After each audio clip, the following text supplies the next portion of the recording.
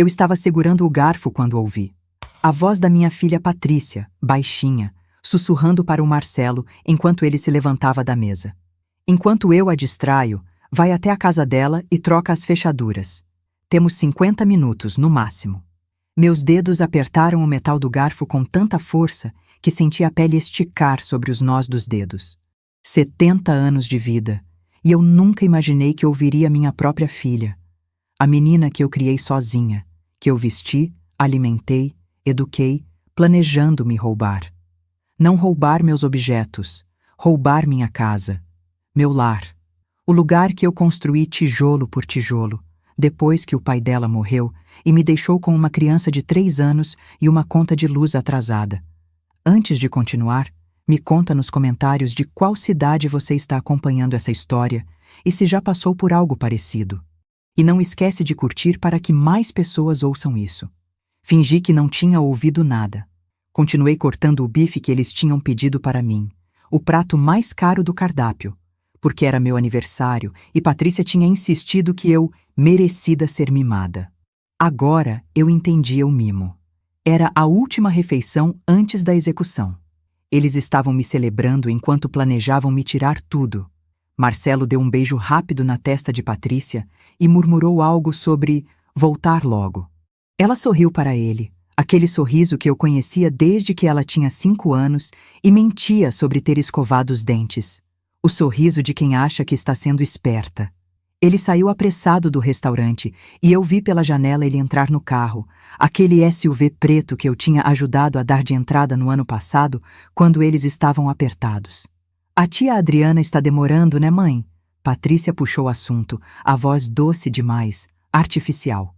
Minha sobrinha tinha ido ao banheiro. Quer que eu peça a sobremesa já? Sei que a senhora adora aquele bolo de chocolate. A senhora. Ela tinha começado a me chamar assim faz 6 meses, não mais mãe quando estávamos sozinhas. A senhora. Como se eu fosse uma estranha, uma velha qualquer. Como se 70 anos apagassem tudo que eu fui antes, tudo que eu ainda sou. Pode pedir, respondi, mantendo a voz firme, controlada. Eu tinha aprendido muito cedo que mostrar fraqueza era perigoso. Quando você é viúva aos 28 anos, com uma filha pequena e sem família para ajudar, você aprende a construir uma armadura. Eu nunca imaginei que precisaria usar essa armadura contra minha própria filha. Patrícia acenou para o garçom. Enquanto ela fazia o pedido, olhei para o meu prato. O bife estava sangrando no molho. Eu não tinha fome, mas continuei comendo mecanicamente, porque parar seria suspeito. Porque eu precisava que ela acreditasse que eu era aquela velhinha ingênua que ela via quando me olhava. E vocês, o que fariam se descobrissem que alguém que você criou, que você amou mais que a própria vida, estava planejando te roubar? A verdade é que eu já sabia há 3 meses. Não sobre as fechaduras, esse era um detalhe novo, mas eu sabia que eles estavam tramando algo. Eu ouvi conversas pela metade. Vi olhares trocados. Percebi como Patrícia tinha começado a fazer perguntas sobre meus documentos, sobre onde eu guardava a escritura da casa, se eu tinha testamento, se eu tinha procuração de alguém. No começo, eu achei que estava sendo paranoica, que talvez fosse coisa da minha cabeça, daquela solidão que aperta quando você mora sozinha e os dias são longos demais. Mas aí eu ouvi. Foi 3 meses atrás, numa tarde de domingo. Eles tinham vindo almoçar na minha casa como faziam todo domingo, e eu fui até a cozinha pegar mais refrigerante. A porta da sala estava entreaberta e eu ouvi Patrícia falando baixo com Marcelo. Ela está ficando confusa, Marcelo. Semana passada ela esqueceu que já tinha me ligado de manhã e me ligou de novo à noite perguntando a mesma coisa. Eu nunca tinha esquecido ligação nenhuma. Eu ligo para minha filha uma vez por semana, sempre na quinta-feira às 9 da noite. Depois da novela. Religiosamente. E ela que vivia deixando de atender, dizendo depois que estava ocupada, que tinha compromisso. Você acha que ela está, você sabe, ficando senil? A voz do Marcelo era cautelosa, mas eu podia ouvir a expectativa nela, como se estivesse esperando que a resposta fosse sim. Não sei, mas está piorando. Minha amiga Fernanda falou que a mãe dela ficou assim, e eles tiveram que pedir a tutela dela. Aí puderam vender a casa e colocar ela numa clínica. Foi melhor para todo mundo. Melhor para todo mundo. Eu segurei o refrigerante com tanta força que a garrafa amassou um pouco na minha mão. Melhor para todo mundo significava melhor para eles. Significava que eles queriam me trancar em algum lugar e ficar com minha casa. A casa que eu levei 15 anos para pagar. A casa que tem o piso que eu escolhi, as paredes que eu pintei, o jardim que eu plantei. Voltei para a sala com o refrigerante e fingi que não tinha ouvido nada. Eles sorriram para mim. Patrícia me abraçou antes de ir embora e disse que me amava. Eu disse que também amava ela, mas a palavra saiu diferente da minha boca, como se tivesse perdido o peso, o significado. Agora, sentada nesse restaurante chique, vendo minha filha fingir que se importa comigo enquanto o marido dela está invadindo minha casa, eu pensei em tudo que eu fiz por ela, tudo que eu sacrifiquei. Eu tinha 28 anos quando o Roberto morreu. Enfarte fulminante, disseram os médicos. Ele tinha 32. A gente tinha acabado de comprar um terreno na periferia da cidade, um lote pequeno num bairro que mal tinha asfalto. Era tudo que a gente podia pagar. O plano era construir aos poucos, conforme o dinheiro entrasse. Roberto trabalhava como mecânico e eu era auxiliar de enfermagem num hospital público. A gente sonhava com aquela casa. Uma casa nossa, para criar a Patrícia com dignidade. Quando ele morreu, eu fiquei com uma filha de 3 anos, um terreno vazio e uma dívida do funeral. A família dele não quis ajudar. Disseram que eu devia voltar para a casa dos meus pais, que era loucura uma mulher sozinha tentar criar uma criança. Meus pais já tinham morrido. Eu não tinha ninguém além da minha irmã, que tinha seus próprios problemas, seus próprios filhos. Então eu decidi que ia construir sozinha. Não só criar a Patrícia sozinha, mas construir aquela casa sozinha. Porque eu precisava provar, para mim mesma, mais do que para qualquer outra pessoa, que eu conseguia. Que eu não era uma coitada, uma vítima. Eu era uma sobrevivente. Trabalhei durante o dia no hospital e à noite fazia plantões extras. Juntei cada centavo. Guardava o dinheiro numa lata de biscoitos embaixo da cama. Demorou 2 anos para eu ter dinheiro suficiente para começar a construção. 2 anos acordando às 5 da manhã, voltando para casa às 11 da noite, pegando a Patrícia na casa da vizinha que cuidava dela. 2 anos comendo arroz e ovo porque não sobrava dinheiro para mais nada. Quando finalmente comecei a construir, eu ia no terreno todo fim de semana. Levava a Patrícia comigo. Ela brincava na terra enquanto eu conversava com o mestre de obras, enquanto eu conferia cada detalhe, cada tijolo. Eu fiz questão de entender tudo. De saber exatamente o que estava sendo feito na minha casa. Mãe, a senhora está bem? A voz de Patrícia me trouxe de volta ao restaurante. Ela estava olhando para mim com aquela expressão de preocupação falsa. A senhora ficou quietinha aí? Estou ótima, filha. Só lembrando de algumas coisas. De que coisas? Ela se inclinou interessada. Calculista. Tentando descobrir se eu estava confusa de novo. Da época que a gente morava naquele quartinho alugado antes de eu terminar a casa. Você lembra? Ela piscou surpresa. Ah, sim, vagamente. Eu era muito pequena. Você não era tão pequena assim. Você tinha 8 anos quando a gente se mudou para a casa, mas eu não corrigi ela. Deixei que ela pensasse que eu estava revirando memórias antigas, uma velha sentimental no seu aniversário. O que ela não sabia é que cada lembrança minha estava afiada como uma faca. Eu lembrava de tudo. De cada sacrifício, de cada escolha difícil, de cada vez que eu deixei de comprar algo para mim para poder pagar a escola particular dela. Porque eu queria que ela tivesse oportunidades que eu não tive. Queria que ela estudasse, que tivesse uma vida melhor.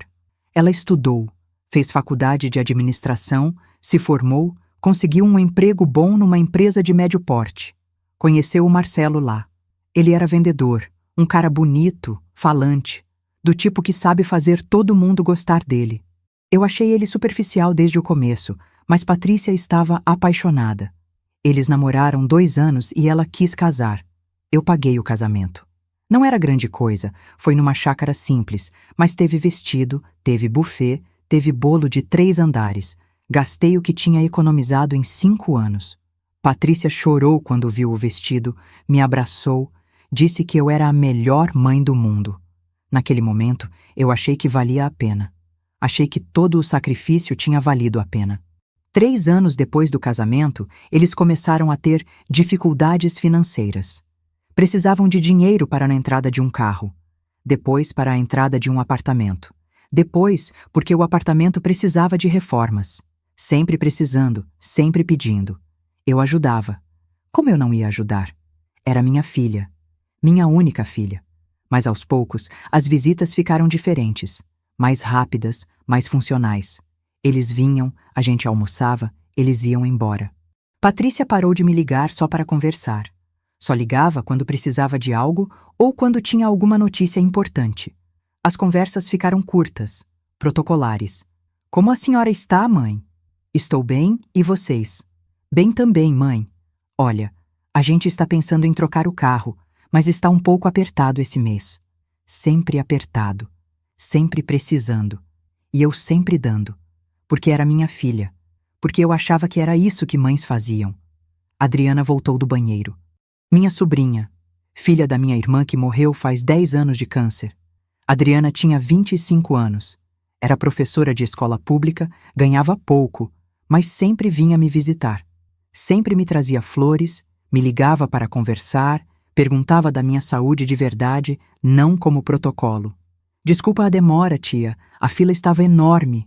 Ela se sentou e sorriu para mim, aquele sorriso genuíno que a Patrícia tinha perdido há muito tempo.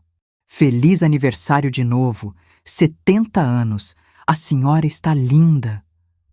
Eu sorri de volta. Adriana me fazia lembrar que ainda existia bondade no mundo, que nem todo mundo estava interessado no que podiam tirar de mim. Obrigada, querida, você está linda também. Patrícia olhou para Adriana com um misto de irritação e desdém. Elas nunca foram próximas. Patrícia sempre achou que Adriana era inferior, por ser pobre, por trabalhar como professora, por não ter um marido rico. O que era irônico, considerando que Adriana era honesta e Patrícia estava naquele momento me roubando. Olhei para o relógio discretamente. Marcelo tinha saído há 20 minutos. Em meia hora, ele estaria de volta. Em meia hora, ele teria descoberto que não conseguiu entrar na casa, porque a casa não era mais minha. Eu vendi a casa há 3 semanas. Levantei cedo numa segunda-feira, fui até a imobiliária que eu tinha escolhido depois de pesquisar durante semanas e coloquei a casa à venda por um preço justo. Em uma semana, apareceu um jovem casal, recém-casados, ela grávida do primeiro filho. Eles se apaixonaram pela casa imediatamente. Viram o que eu vi 40 anos atrás. Um lar. Um lugar para construir uma família. Fechei a venda em 15 dias. Escritura registrada em cartório, dinheiro depositado na minha conta. Aluguei um caminhão de mudança, peguei minhas coisas mais importantes e me mudei para um apartamento pequeno, num prédio do outro lado da cidade. Um apartamento com porteiro 24 horas, câmeras de segurança, um lugar onde ninguém pode entrar sem ser anunciado. Eu não contei para ninguém, nem para Patrícia, nem para Adriana, nem para os vizinhos. Simplesmente saí. E instruí a imobiliária a não dar meu contato novo para ninguém que perguntasse. 3 semanas se passaram e Patrícia não notou que eu não estava mais na casa. Ela não visitava tanto assim. Só ligava. E quando ligava, eu atendia do meu novo apartamento e não falava nada. Esperava. Queria ver até onde eles iriam. Até onde minha própria filha seria capaz de ir. Agora eu sabia. Ela era capaz de trocar as fechaduras da minha casa, de me roubar, de me trancar para fora da minha própria vida. O bolo chegou. Tinha uma vela de número 7 e outra de 0 espetadas no meio. Patrícia começou a cantar parabéns. Adriana acompanhou. Algumas pessoas das mesas ao redor olharam e sorriram. Uma cena bonita. Uma filha celebrando o aniversário da mãe idosa. Ninguém sabia o que estava acontecendo por baixo daquela superfície. Eu apaguei as velas e fechei os olhos, fingindo fazer um pedido. Mas eu não precisava fazer pedido nenhum. Eu já tinha o que queria.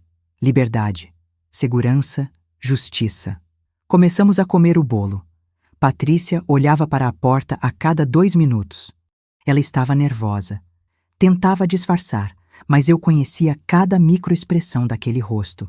Era o rosto que eu vi crescer, que eu vi aprender a mentir a primeira vez quando quebrou meu vaso favorito e culpou o gato. Adriana estava falando sobre uma viagem que queria fazer nas férias. Eu fingia prestar atenção, mas minha mente estava calculando. Mais 10 minutos, mais 5, mais 3. A porta do restaurante se abriu e Marcelo entrou. Ele estava pálido, suando, com os olhos arregalados.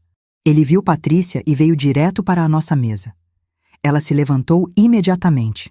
"Preciso falar com você", ele disse, baixo, mas não baixo o suficiente. Eu ouvi perfeitamente. "Fala." "Não aqui." "Fala, Marcelo." Ele olhou para mim e para a Adriana, hesitante. Então se inclinou e sussurrou no ouvido de Patrícia, mas eu estava perto o suficiente para ouvir cada palavra. "Tem gente morando na casa. Um casal jovem. Eles me mostraram a escritura. Tá no nome deles.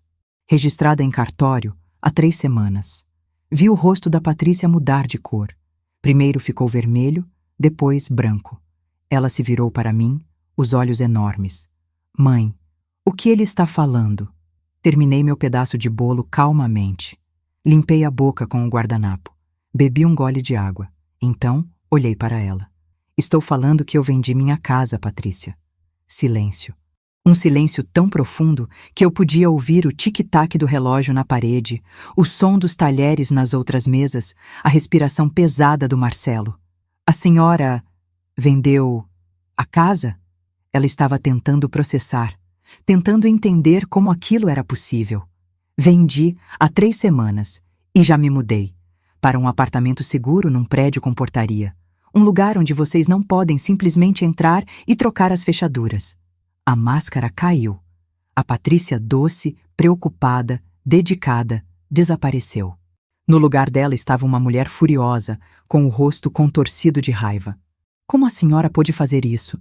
Aquela casa era minha", eu completei. "A casa era minha, Patrícia. Eu que construí, eu que paguei, eu que escolho o que fazer com ela. Mas era nossa herança. Era o futuro dos seus netos." "Que netos? Vocês nem querem ter filhos. Você mesma me disse que não queria ser mãe porque queria focar na carreira." Adriana estava olhando de mim para Patrícia, tentando entender o que estava acontecendo. As pessoas nas mesas ao redor começavam a perceber que algo estava errado. "A senhora está senil." Patrícia cuspiu as palavras. "Não sabe o que está fazendo. Vender sua casa assim de repente, sem consultar ninguém. Isso é claramente um sinal de que precisa de ajuda. De que precisa de alguém para cuidar de você, tomar suas decisões." Eu me levantei. Meus 70 anos, mas eu me levantei firme, reta, olhando minha filha nos olhos. "Eu sei exatamente o que estou fazendo, Patrícia. Sempre soube." Peguei minha bolsa. Abracei Adriana, que ainda estava chocada demais para reagir. "Obrigada por vir, querida. Te ligo depois." E saí do restaurante. Andei até meu carro, um modelo simples mas confiável, entrei, fechei a porta e dirigi para longe. No retrovisor, vi Patrícia parada na porta do restaurante, gritando algo que eu não conseguia mais ouvir. Eu não chorei. Não naquele momento. Eu tinha passado as últimas 3 semanas chorando, elaborando o luto de perder minha filha. Porque era isso que tinha acontecido. Eu tinha perdido minha filha, não para a morte, mas para a ganância, para a mesquinharia, para a frieza. Dirigi até meu apartamento novo, subi até o 5º andar, abri a porta e entrei no meu espaço. Pequeno, sim, mas seguro. Meu. Sentei no sofá e olhei ao redor. As caixas ainda estavam meio desfeitas. Eu tinha pegado só o essencial. Fotos, roupas, alguns livros, minha coleção de xícaras que eu juntava há anos. O resto eu tinha vendido junto com a casa ou doado. Peguei o telefone e olhei para a tela. Parte de mim esperava que Patrícia ligasse, que ela caísse em si, percebesse o que tinha tentado fazer, pedisse desculpas. Mas o telefone ficou em silêncio, porque ela não estava arrependida. Ela estava furiosa. Furiosa porque o plano dela tinha falhado. Furiosa porque eu tinha sido mais esperta. E eu sabia que aquilo não tinha acabado. Passei os 3 dias seguintes esperando pela ligação, pela visita, pela reação.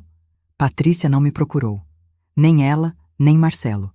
Silêncio absoluto.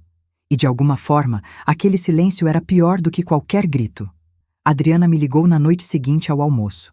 Ela estava confusa, preocupada, querendo entender o que tinha acontecido naquele restaurante. Eu convidei ela para vir ao meu apartamento. Precisava de alguém para conversar. Precisava de alguém que ainda me visse como ser humano, não como um cofre ambulante. Quando ela chegou, seus olhos se arregalaram ao ver o apartamento. Pequeno, sim. 2 quartos, sala e cozinha integradas, uma varandinha onde mal cabiam 2 cadeiras. Nada comparado à casa de 3 quartos com quintal que eu tinha construído. Tia, o que está acontecendo? Ela se sentou no sofá ao meu lado, pegou minha mão. Por que a senhora vendeu sua casa? E o que foi aquilo ontem, a Patrícia falando de herança?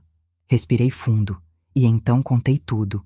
Cada palavra que eu tinha ouvido, cada plano que eu tinha descoberto, cada mentira que Patrícia tinha contado sobre minha suposta confusão mental. Vi o rosto de Adriana mudar conforme eu falava. Primeiro choque, depois descrença, depois raiva. Quando terminei, ela tinha lágrimas nos olhos. Eu não acredito que ela faria isso com a senhora. Depois de tudo que a senhora fez por ela, acredite, eu disse. E minha voz saiu mais dura do que eu pretendia. As pessoas fazem coisas terríveis quando o dinheiro está envolvido. Até mesmo com quem elas deveriam amar. Adriana ficou comigo naquela noite. Pedimos comida chinesa, assistimos a um filme antigo na televisão, conversamos sobre coisas banais, mas o elefante estava ali, no meio da sala. O que ia acontecer agora? O que Patrícia ia fazer? E vocês, se estivessem no meu lugar, conseguiriam dormir à noite sabendo que sua própria filha está planejando contra você? A resposta veio 1 semana depois. Eu estava tomando café da manhã quando a campainha tocou. Eram 8 horas da manhã de uma segunda-feira. Atendi o interfone. Dona Clara? Uma voz masculina, formal. Sou oficial de justiça. Tenho uma intimação para a senhora. Meu coração disparou, mas mantive a voz calma. Pode subir. Quando abri a porta, havia um homem de terno com uma pasta. Ele me entregou um envelope lacrado e pediu que eu assinasse o recebimento. Fiz isso com mãos que tremiam só um pouco. Fechei a porta e abri o envelope. Era uma petição judicial. Patrícia estava pedindo minha interdição. Queria ser nomeada minha tutora legal, alegando que eu estava demonstrando comportamento errático e sinais claros de senilidade, incluindo vender bens importantes sem consultar a família e tomar decisões financeiras irracionais que colocam em risco seu próprio bem-estar. Li aquelas palavras e senti algo quebrar dentro de mim. Não era surpresa. Eu sabia que ela tentaria algo assim. Mas ler ali, em papel oficial, com carimbos e assinaturas, minha filha alegando que eu era louca, que eu não tinha capacidade de cuidar de mim mesma, doía de uma forma que eu não tinha palavras para descrever. Sentei na mesa da cozinha, ainda de camisola, e deixei as lágrimas finalmente caírem. Chorei por tudo que eu tinha perdido. Não a casa. A casa era só tijolo e cimento. Eu chorei pela Patrícia que eu conheci, pela menininha que costumava dormir no meu colo, que me chamava quando tinha pesadelos, que um dia me disse que quando crescesse queria ser igual a mim. O que aconteceu com aquela menina? Onde ela se perdeu?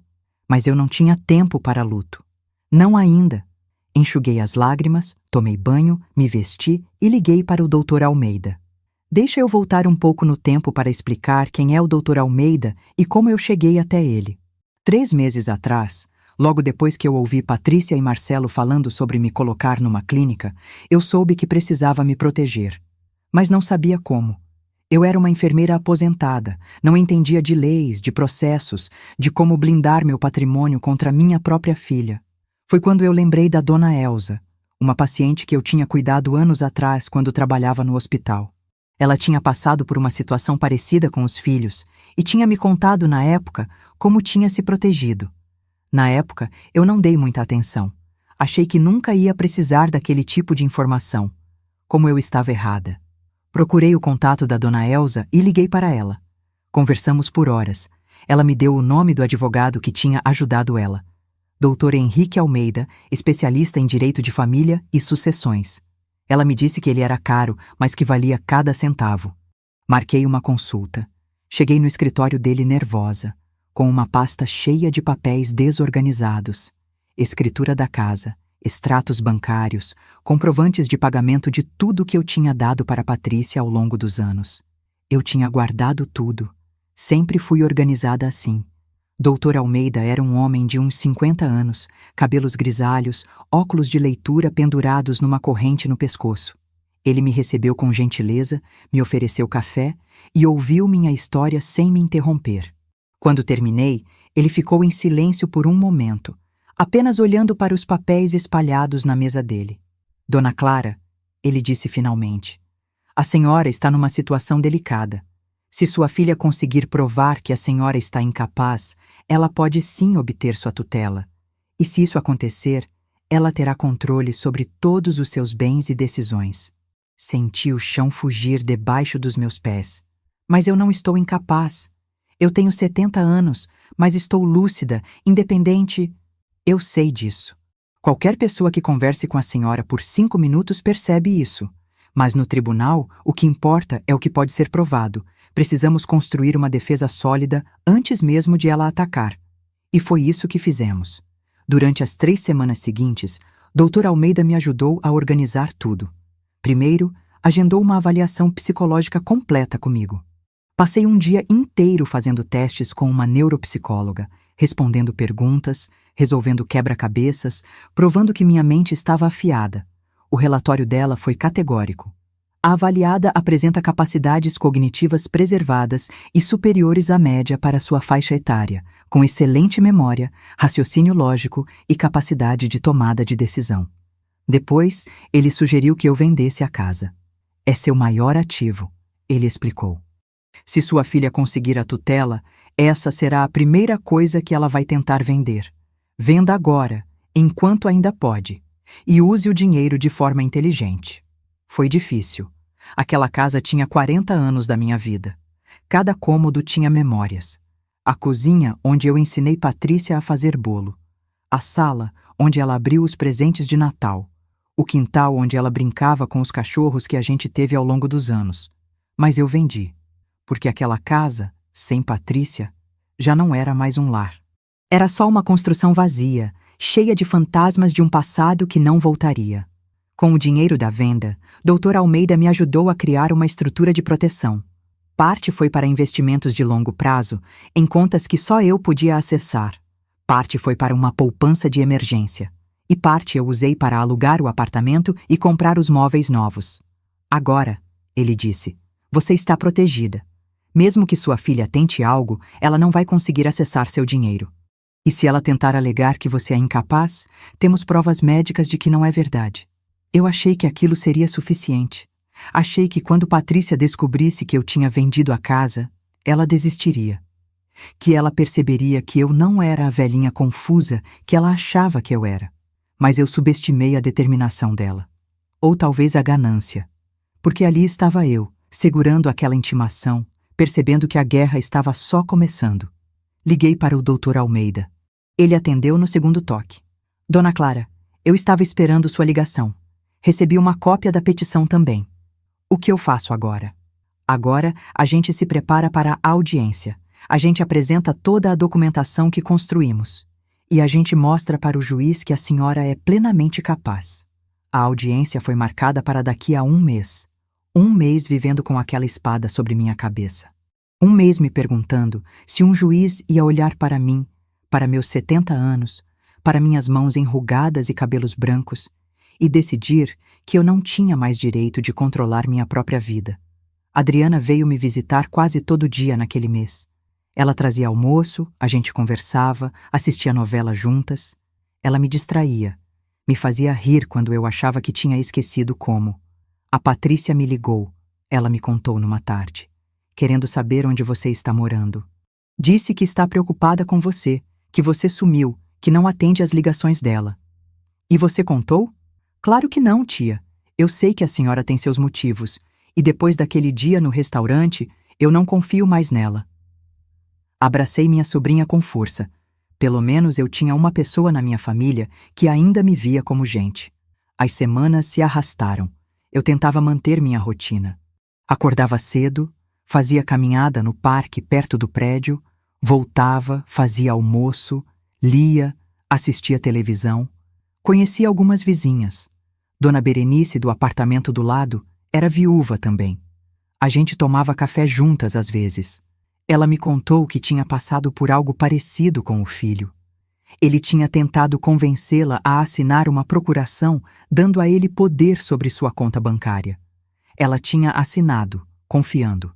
3 meses depois, descobriu que ele tinha esvaziado a conta e desaparecido. Por isso eu vim morar aqui, ela me disse. Neste prédio com segurança, onde ninguém pode me encontrar se eu não quiser. Descobri que havia todo um mundo de mulheres idosas se protegendo de suas próprias famílias. Mulheres que trabalharam a vida inteira, que construíram patrimônio, que criaram filhos e que agora estavam tendo que se esconder, se blindar, lutar na justiça pelo direito de existir com autonomia. Era revoltante, era triste, mas era a realidade. 10 dias antes da audiência, recebi uma ligação de um número desconhecido. Quase não atendi, mas algo me fez atender. Mãe? Era Patrícia. Sua voz estava diferente, mais suave, quase vulnerável. Patrícia. Mãe, por favor, a gente precisa conversar. Esse processo, eu não queria que chegasse a isso. Eu só estou preocupada com a senhora. A senhora vendeu sua casa, se mudou para um lugar que eu nem sei onde fica, não atende minhas ligações. Porque você estava planejando me roubar, eu disse, sem rodeios. Trocar as fechaduras da minha casa enquanto me distraía com um almoço de aniversário. Você acha que eu esqueci? Silêncio do outro lado da linha. Então, um suspiro. A senhora ouviu errado, mãe, ou entendeu errado. Eu nunca ia fazer isso. Eu só estava conversando com o Marcelo sobre possibilidades futuras, caso a senhora precisasse de cuidados. Mas não era nada concreto. Ela estava tentando me manipular de novo, plantar dúvida na minha cabeça, fazer-me questionar o que eu tinha ouvido com meus próprios ouvidos. Patrícia, eu sei o que ouvi. E agora você está tentando me interditar. Está alegando que eu sou louca, sua própria mãe. Eu não estou dizendo que a senhora é louca. Estou dizendo que talvez precise de ajuda. Mãe, a senhora tem 70 anos. É normal que as coisas fiquem mais difíceis e eu só quero ajudar. Só quero cuidar da senhora. Cuidar de mim. Ela queria cuidar de mim. As mesmas palavras que ela usou quando estava planejando me trancar numa clínica. Se você queria me ajudar, eu disse, e senti minha voz tremer. Você teria me ligado nesses últimos 3 meses. Teria vindo me visitar sem querer nada em troca. Teria me perguntado como eu estava, não onde eu guardo minha escritura. Mãe, não me chame de mãe. Você perdeu esse direito quando decidiu me tratar como um obstáculo ao invés de como sua mãe. Desliguei o telefone. Minhas mãos estavam tremendo. Meu coração estava acelerado, mas eu tinha falado a verdade. E a verdade, por mais dolorosa que fosse, era libertadora. Aquela noite, sentada sozinha no meu apartamento, olhando pela varanda para as luzes da cidade, eu pensei na Patrícia pequena. Pensei na vez que ela ficou doente, com febre alta, e eu fiquei acordada a noite toda fazendo compressas frias na testa dela, rezando para que a febre baixasse.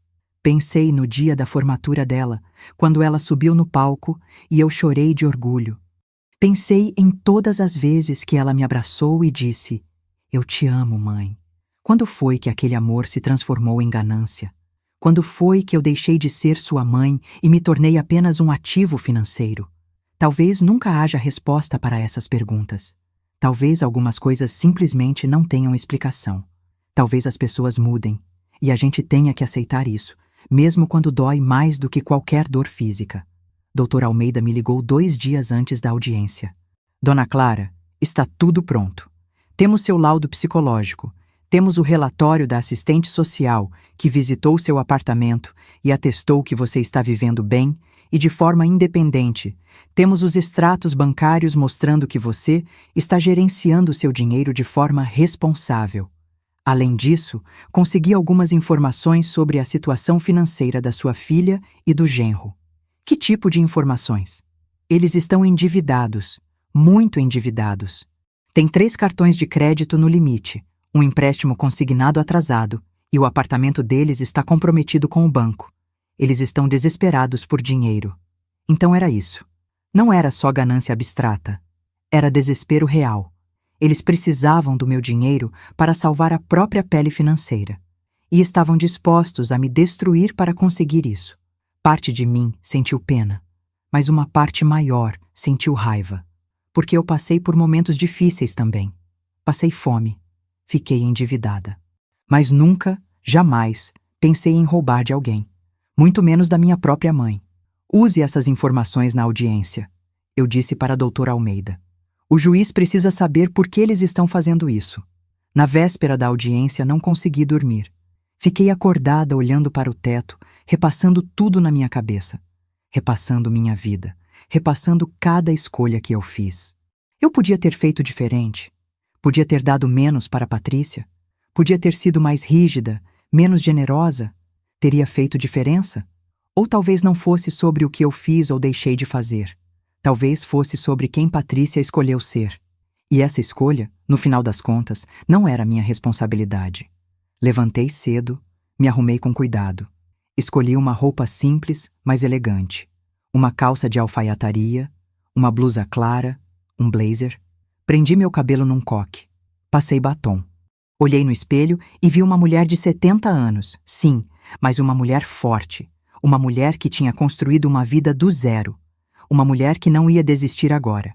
Dr. Almeida passou para me buscar. No caminho para o fórum, ele repassou comigo o que ia acontecer. O advogado dela vai tentar te desestabilizar.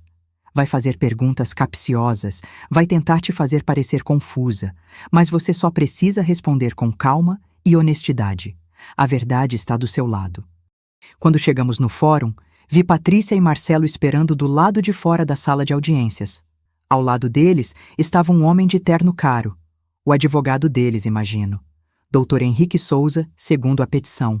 Patrícia me viu e deu um passo na minha direção, mas o advogado dela a segurou pelo braço. Ela pareceu querer dizer algo, mas acabou ficando em silêncio. Entramos na sala. O juiz ainda não tinha chegado. Sentei ao lado do Dr. Almeida. Do outro lado da sala, Patrícia estava sentada com Marcelo e o advogado deles. A gente não trocou uma palavra, nem um olhar. Como tinha chegado a esse ponto? Como eu e minha filha estávamos sentadas numa sala de audiências, prestes a lutar uma contra a outra. O juiz entrou. Todo mundo se levantou. E então, a audiência começou. O juiz era um homem de meia idade, com expressão séria e óculos de leitura apoiados na ponta do nariz. Ele abriu a pasta na frente dele e começou a ler em voz alta os detalhes da petição. Cada palavra soava como uma condenação. Pedido de interdição de Clara Mendes da Silva, nascida em 15 de março de 1955, atualmente com 70 anos de idade. A requerente, Patrícia Mendes Oliveira, filha única da requerida, alega que sua mãe vem demonstrando sinais de senilidade e incapacidade para gerir seus próprios bens. Fechei os olhos por um momento. 70 anos resumidos a uma data de nascimento e uma acusação de incapacidade. Era isso que eu tinha me tornado para minha filha. Uma data. Um problema a ser resolvido. O advogado de Patrícia, Dr. Henrique Souza, se levantou primeiro. Ele era um homem alto, de ombros largos, com aquele tipo de confiança que vem de quem está acostumado a vencer. Sua voz ecoou pela sala quando ele começou a falar. Excelência, estamos aqui hoje movidos pela preocupação legítima de uma filha dedicada com o bem-estar de sua mãe idosa. A senhora Clara, com 70 anos de idade, tem demonstrado comportamentos que causam profunda preocupação à sua família. Ele pausou dramaticamente, como se estivesse num teatro. Há 3 semanas, sem consultar ou sequer informar sua filha, a única parente próxima que possui, a senhora Clara vendeu sua residência. Uma casa onde viveu por 40 anos. E não apenas vendeu, Excelência, mas também se mudou para um endereço desconhecido, cortando contato com a família. Esse tipo de decisão abrupta, essa ruptura súbita com a realidade estabelecida, são sinais clássicos de deterioração cognitiva. Eu queria gritar. Queria me levantar e dizer que cada palavra dele era uma mentira calculada. Mas Dr. Almeida tinha me instruído a ficar calma, a deixar ele fazer seu trabalho primeiro. Então fiquei sentada, as mãos entrelaçadas no colo, as unhas cravando nas palmas. Além disso, continuou o Dr. Souza, a senhora Clara tem demonstrado paranoia em relação à própria filha. Acusa-a de conspirar contra ela, de planejar roubá-la. Essas são, Excelência, alucinações típicas de quem está perdendo contato com a realidade. Alucinações. Ele estava chamando a verdade de alucinação. Olhei para Patrícia. Ela estava sentada ereta, com uma expressão de tristeza no rosto. Uma expressão cuidadosamente construída. Ela até tinha os olhos um pouco úmidos. Que performance magistral! Minha cliente, Dr. Souza gesticulou na direção de Patrícia, só quer o melhor para sua mãe. Quer garantir que ela tenha os cuidados adequados, que seu patrimônio seja protegido, que ela não tome decisões prejudiciais a si mesma, movida por confusão mental. É isso, Excelência, um pedido de proteção, não de punição. Ele se sentou. O juiz se virou para Dr. Almeida. A defesa pode se manifestar. Dr. Almeida se levantou devagar. Ele tinha aquele jeito calmo, quase professoral, de quem não precisa gritar para ser ouvido. Excelência, agradeço a oportunidade de esclarecer os fatos neste processo e gostaria de começar apresentando alguns documentos ao tribunal. Ele abriu sua pasta e começou a distribuir cópias para o juiz e para o advogado de Patrícia. Primeiro, temos aqui uma avaliação neuropsicológica completa da senhora Clara, realizada há 2 semanas pela doutora Marina Fonseca, neuropsicóloga com mais de 20 anos de experiência. O laudo é categórico. A senhora Clara apresenta capacidades cognitivas não apenas preservadas, mas superiores à média para sua faixa etária. Vi o rosto de Patrícia mudar de cor. Ela não esperava por isso. Segundo, continuou o Dr. Almeida, temos o relatório de uma assistente social que visitou a residência atual da senhora Clara. A assistente atestou que o apartamento está limpo, organizado, bem mantido e que a senhora Clara demonstra plena capacidade de cuidar de si mesma e de seu lar. Ele fez uma pausa, deixando a informação afundar. Terceiro, e talvez mais importante, temos os extratos bancários da senhora Clara dos últimos 6 meses. Como o tribunal poderá verificar, não há nenhuma transação irracional ou suspeita. A venda da casa foi feita pelo valor de mercado. O dinheiro foi investido de forma conservadora e inteligente, e as despesas mensais da senhora Clara são perfeitamente razoáveis. O juiz estava examinando os documentos com atenção. Dr. Souza parecia visivelmente desconfortável. Mas há algo mais que precisa ser esclarecido, Excelência, disse Dr. Almeida, e sua voz ficou mais grave. A questão do motivo.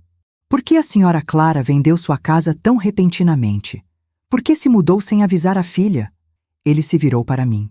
Dona Clara, a senhora pode contar ao juiz o que descobriu 3 meses atrás? Meu coração disparou. Era minha vez de falar. Levantei, minhas pernas um pouco trêmulas, mas me mantive firme. O juiz me olhou e fez um gesto para que eu me sentasse novamente. Pode falar sentada, senhora Clara. Fique à vontade.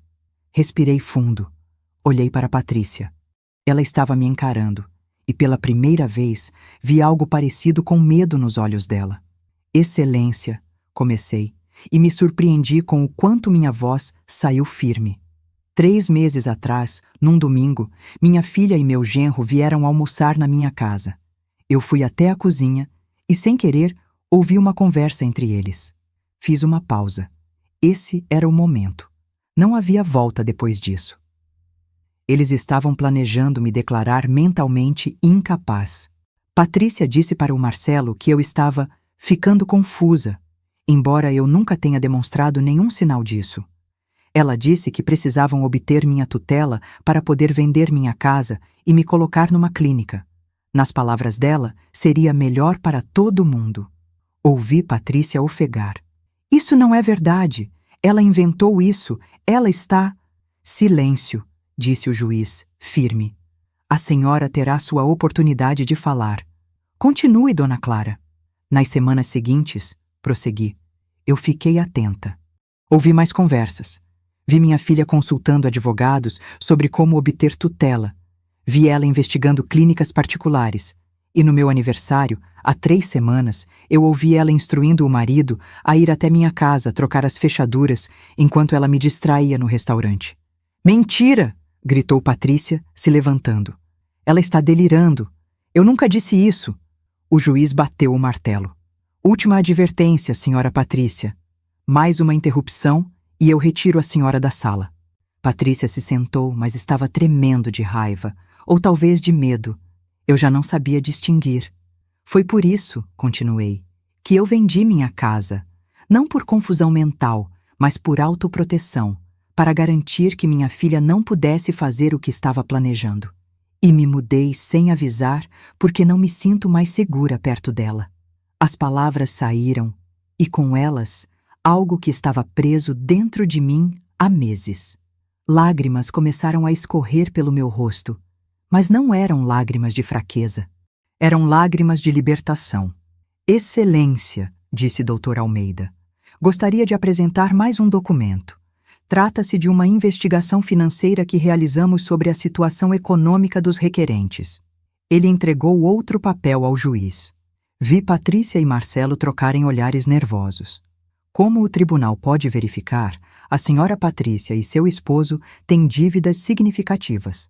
3 cartões de crédito no limite máximo, um empréstimo consignado com 3 parcelas atrasadas e o financiamento de seu apartamento comprometido. O casal está em situação de inadimplência grave. O juiz ergueu as sobrancelhas. E qual a relevância disso para este processo?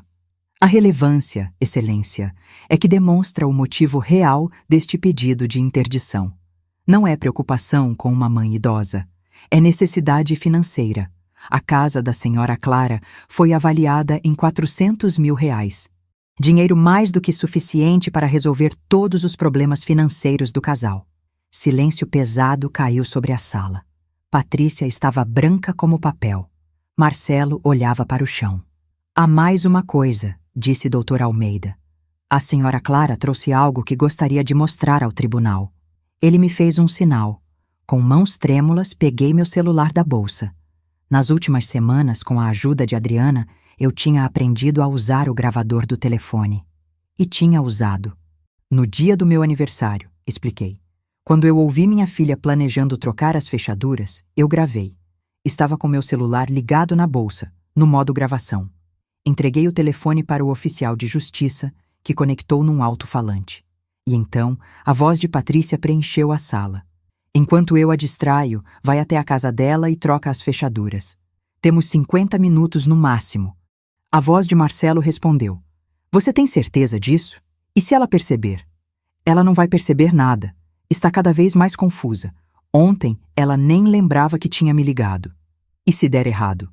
Não vai dar errado. A gente troca as fechaduras, depois eu digo para ela que foi por segurança, que a casa estava vulnerável. Ela vai aceitar. E enquanto isso, a gente prepara a papelada para a interdição. A gravação terminou. O silêncio que se seguiu foi ensurdecedor. Olhei para Patrícia. Ela estava com a cabeça baixa, as mãos cobrindo o rosto. Marcelo estava pálido, paralisado. O juiz tirou os óculos e os limpou lentamente. Quando falou, sua voz estava carregada de decepção. Em 40 anos de magistratura, já vi muitos casos de conflito familiar, mas raramente vi algo tão calculado, tão frio. Ele se virou para Patrícia. A senhora tem algo a dizer em sua defesa? Patrícia levantou a cabeça. Seus olhos estavam vermelhos, mas não sei se de vergonha ou raiva. Eu só queria cuidar dela, disse, mas a voz saiu fraca, sem convicção. Ela tem 70 anos. Ela precisa de ajuda.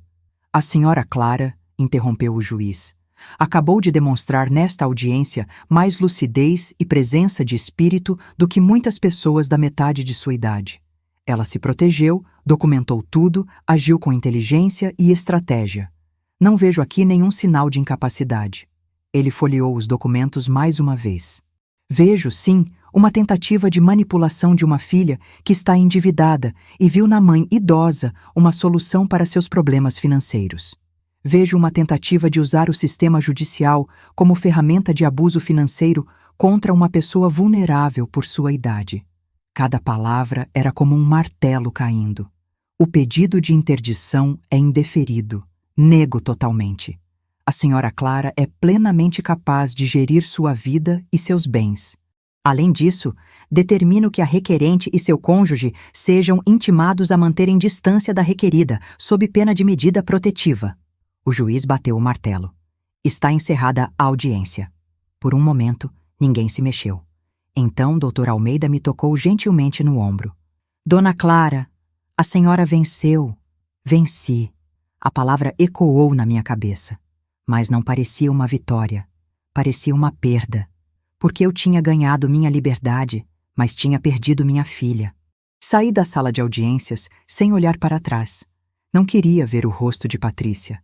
Não queria ouvir suas desculpas ou suas acusações. Eu só queria sair dali. Do lado de fora do fórum, respirei fundo. O sol estava brilhando. Era um dia bonito. Um dia que deveria ser de celebração. Dona Clara, disse Dr. Almeida, a partir de agora a senhora está protegida. Legal e financeiramente. Ninguém pode tirar isso da senhora. Agradeci a ele. Paguei seus honorários ali mesmo, com um cheque que eu tinha preparado. Ele mereceu cada centavo.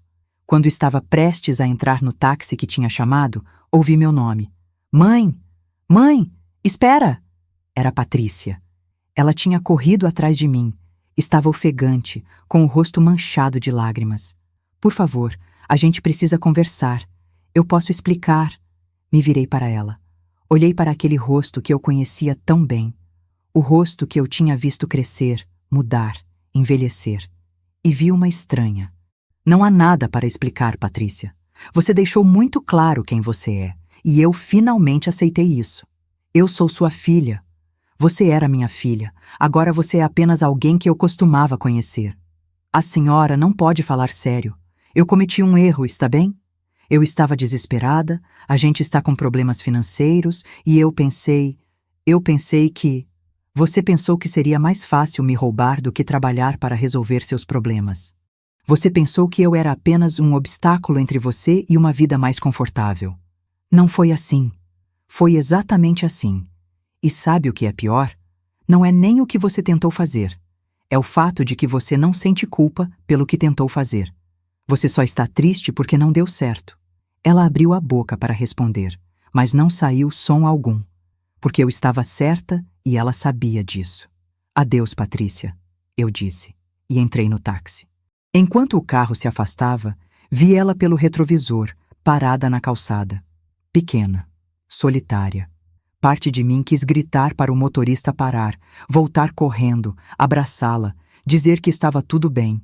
Mas não estava tudo bem. E nunca estaria novamente. E vocês, conseguiriam fazer isso? Conseguiriam virar as costas para alguém que vocês criaram, amaram, sacrificaram tudo por eles? Cheguei em casa 1 hora depois. Adriana estava me esperando na porta do prédio. Eu tinha ligado para ela logo depois da audiência. Tia, como foi? Eu ganhei. Ela me abraçou forte. E ali, nos braços da minha sobrinha, eu finalmente deixei as lágrimas caírem de verdade. Chorei por tudo que eu tinha perdido. Pela filha que não existia mais. Pela família que tinha se desfeito. Pelos sonhos que tinha tido quando Patrícia nasceu, de que a gente sempre estaria juntas, sempre seria um time. Mas a vida não é feita dos nossos sonhos, é feita das nossas escolhas. E Patrícia tinha feito as dela. Subimos para o apartamento. Adriana fez chá e a gente sentou na varanda. O sol estava se pondo, pintando o céu de laranja e rosa. O que a senhora vai fazer agora? Ela perguntou. Pensei na pergunta. O que eu ia fazer? Pela primeira vez em meses, em anos talvez, eu tinha controle total sobre minha vida. Não tinha mais que me preocupar com Patrícia. Não tinha mais que me perguntar quando seria a próxima armadilha. Vou viver, respondi. Só viver. Acordar de manhã, tomar café, ler meus livros, fazer minhas caminhadas, talvez fazer um curso, aprender algo novo, talvez viajar, conhecer lugares que eu sempre quis conhecer, mas nunca tive tempo. E a Patrícia? A Patrícia fez sua escolha. Agora ela vai ter que viver com as consequências. Passaram-se semanas, depois meses. Eu me adaptei à minha nova vida. Fiz amizade com mais vizinhas do prédio. Dona Berenice, Dona Teresa, Dona Marisa. Mulheres como eu, que tinham construído suas vidas, que tinham enfrentado suas batalhas. A gente se reunia toda sexta-feira para jogar buraco e tomar café. E, invariavelmente, alguém contava uma história parecida com a minha. Filhos gananciosos. Famílias que se despedaçaram por causa de dinheiro. Idosas que tiveram que se tornar guerreiras para proteger o que era delas. Era triste que precisássemos disso. Mas também era reconfortante saber que eu não estava sozinha. Adriana continuou me visitando regularmente. Ela me contou que Patrícia tinha ligado para ela algumas vezes, tentando obter meu novo endereço. Adriana nunca deu. Eu tinha pedido a ela e ela respeitou. Ela parece mal, tia, Adriana me disse numa dessas visitas.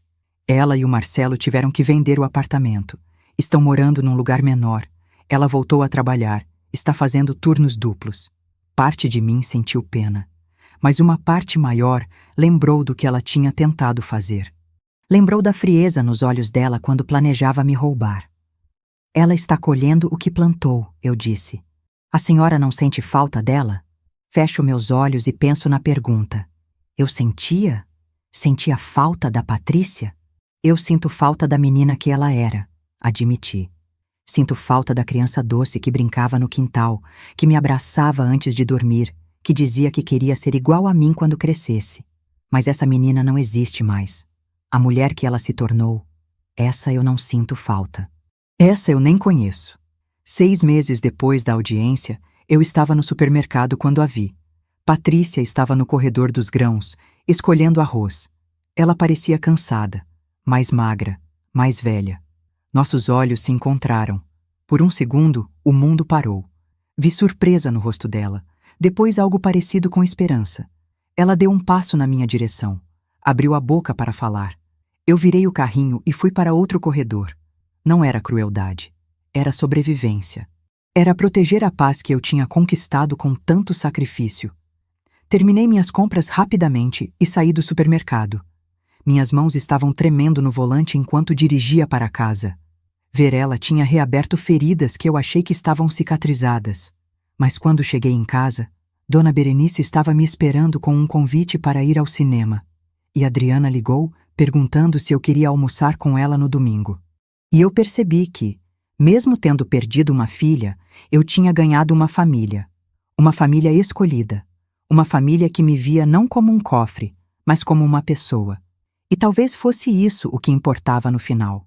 Não os laços de sangue, mas os laços de amor verdadeiro, de respeito, de lealdade.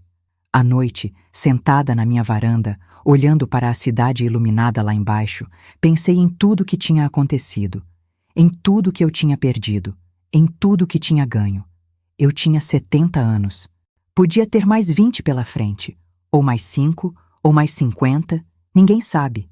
Mas uma coisa eu sabia: esses anos seriam meus, vividos do meu jeito, com minhas regras, protegidos pela fortaleza que eu tinha construído. Eu tinha passado a vida construindo coisas. Primeiro uma carreira, depois uma casa, depois uma família.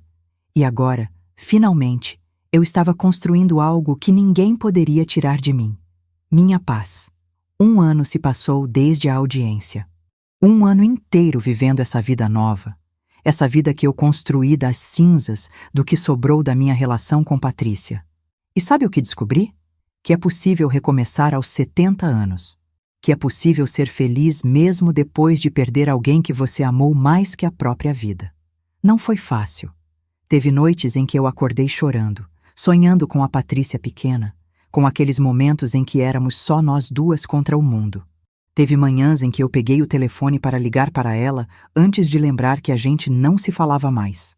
Teve domingos em que a solidão pesou tanto que eu pensei em desistir de tudo, em aceitar qualquer migalha de atenção que ela me oferecesse. Mas eu não desisti, porque desistir seria trair a mulher que eu construí ao longo de 70 anos.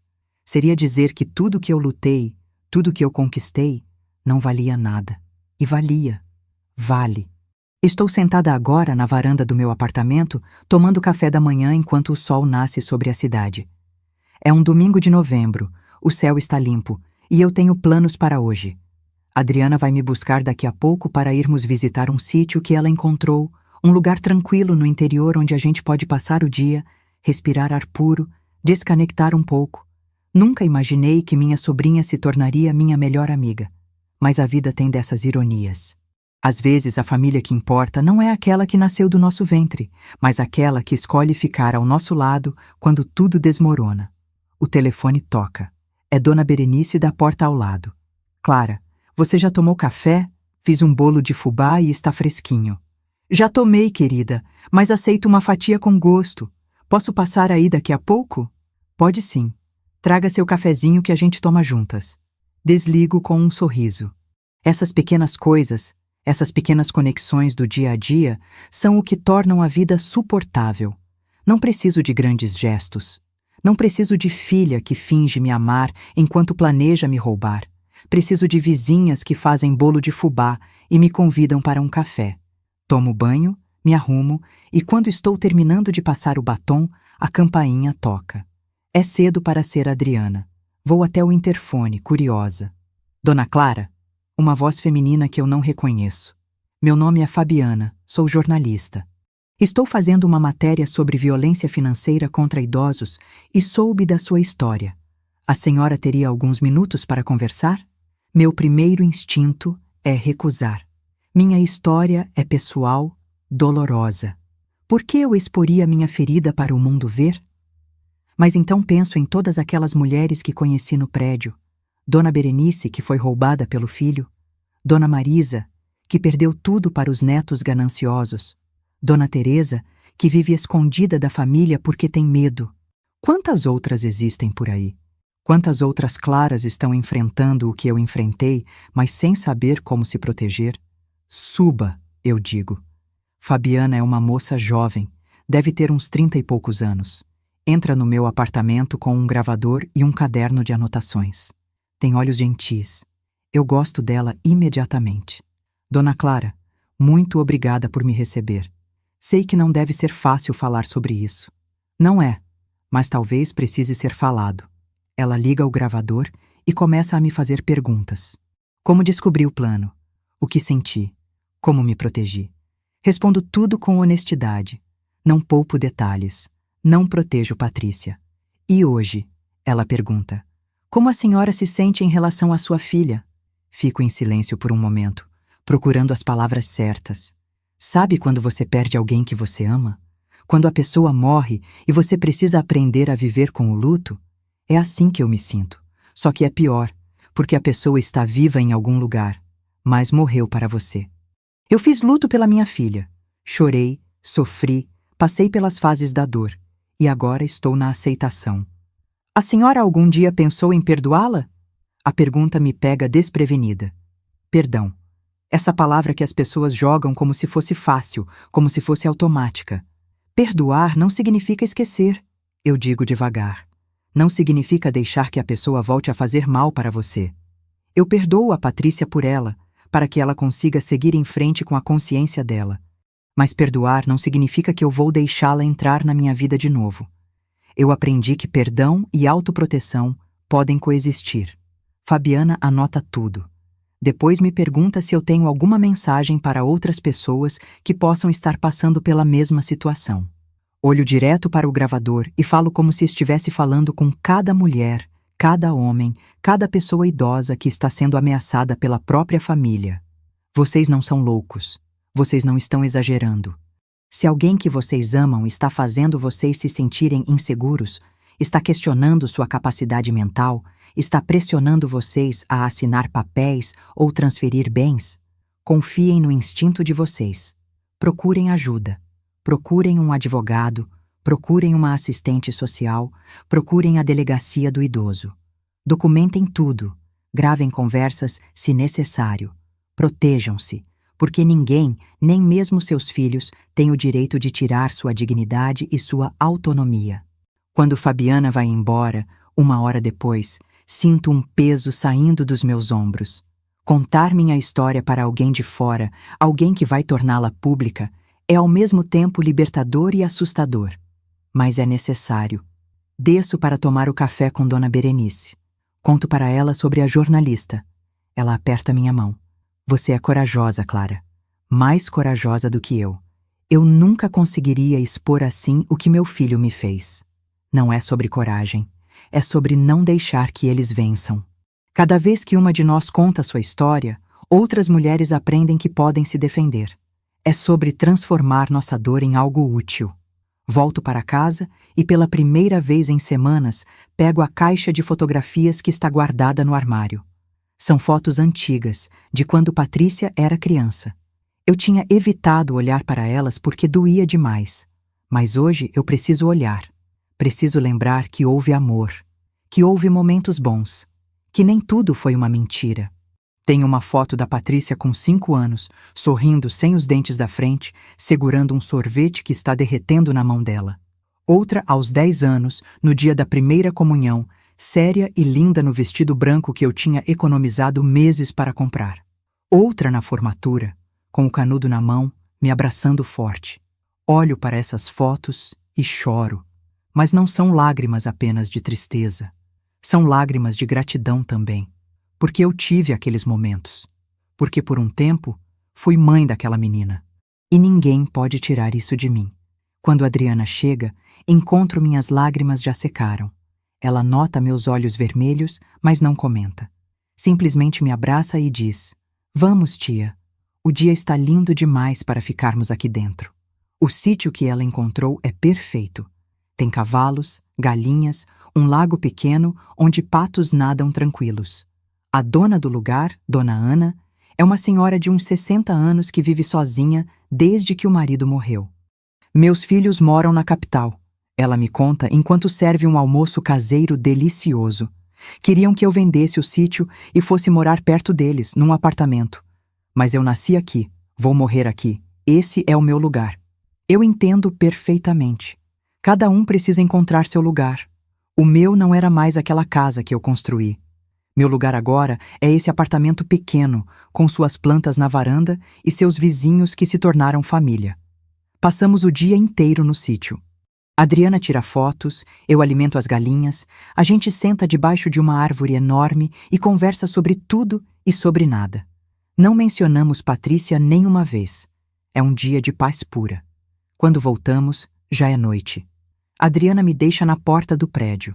"Tia, eu queria te dizer uma coisa." Ela parece nervosa. "Fala, querida. Você me ensinou a ser forte, a não aceitar menos do que eu mereço, a me valorizar. Você é meu exemplo."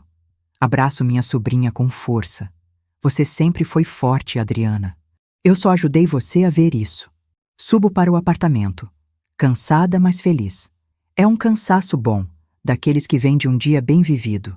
Tomo banho, coloco minha camisola mais confortável e me preparo para dormir. Mas antes, faço algo que não fazia há muito tempo. Pego um caderno velho e começo a escrever. Escrevo para Patrícia, uma carta que ela nunca vai ler, mas que eu preciso escrever. "Minha filha, eu queria que as coisas fossem diferentes. Queria que você tivesse escolhido o amor ao invés da ganância. Queria que você tivesse visto em mim uma mãe, não um obstáculo.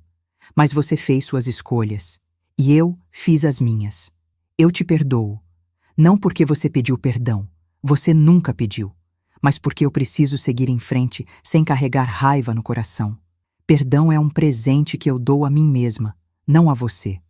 Mas perdoar não significa esquecer. Não significa te deixar entrar na minha vida de novo. Eu aprendi que amar alguém não significa se sacrificar por eles. Que ser mãe não significa aceitar abuso. Você vai seguir seu caminho. Eu vou seguir o meu.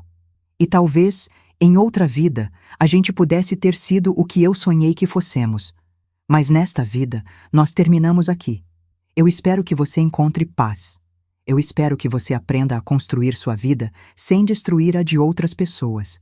Eu espero que um dia você olhe para trás e entenda o que perdeu quando escolheu me tratar como você tratou. Quanto a mim, vou ficar bem. Vou mais do que ficar bem. Vou viver. Vou sorrir. Vou fazer novos amigos, criar novas memórias, construir uma nova vida. Uma vida onde eu sou protagonista, não vítima. Você me ensinou algo importante, Patrícia. Me ensinou que eu sou mais forte do que eu imaginava. Me ensinou que eu posso sobreviver até mesmo à perda de uma filha. Me ensinou que família não é só sangue, é escolha, é lealdade, é amor verdadeiro. Então, de uma forma distorcida, eu te agradeço. porque você me forçou a me tornar a versão mais forte de mim mesma. Adeus, minha filha. Que você encontre seu caminho, porque eu já encontrei o meu. Com amor e dor, sua mãe. Fecho o caderno. Minhas mãos não tremem. Meu coração está tranquilo. Escrever essa carta foi catártico de uma forma que eu não esperava. Deito na cama e olho para o teto. Penso em tudo que passou, em tudo que eu perdi, em tudo que eu ganhei. Perdi uma filha, mas ganhei a mim mesma de volta. Perdi uma casa, mas ganhei segurança e paz. Perdi uma família, mas ganhei uma comunidade. E no final, acho que fiz a troca certa. Fecho os olhos e pela primeira vez em muito tempo, durmo sem pesadelos. Sonho com o futuro. Sonho com viagens que quero fazer, com livros que quero ler, com pessoas que quero conhecer. Sonho com os anos que ainda tenho pela frente. 70 anos não é o fim. 70 anos é apenas mais um começo. E eu estou pronta. 3 meses depois, a matéria da Fabiana é publicada num site grande de notícias. Minha história está lá, junto com histórias de outras pessoas que passaram pelo mesmo. A repercussão é enorme. Centenas de comentários de pessoas agradecendo por termos falado, de pessoas contando suas próprias histórias, de pessoas dizendo que vão se proteger agora. Recebo mensagens, e-mails, até cartas. Algumas são de apoio, outras são de pessoas pedindo conselhos. Respondo todas que posso. Viro, sem querer, uma espécie de ativista acidental.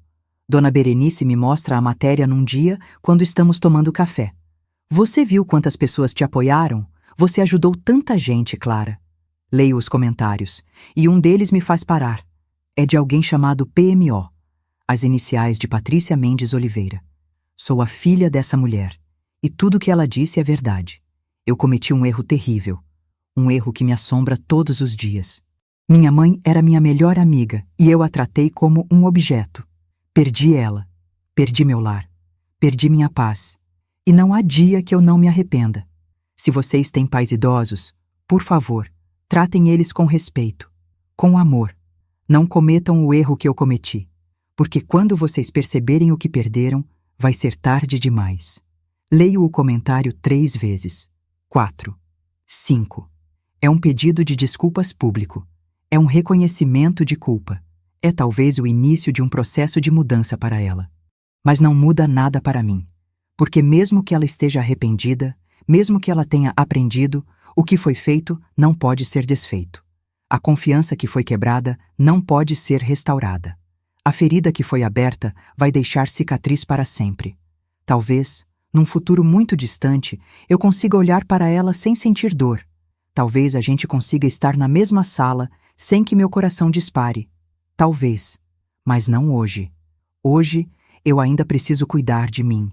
Proteger minha paz, viver minha vida. E é isso que eu faço. Vivo.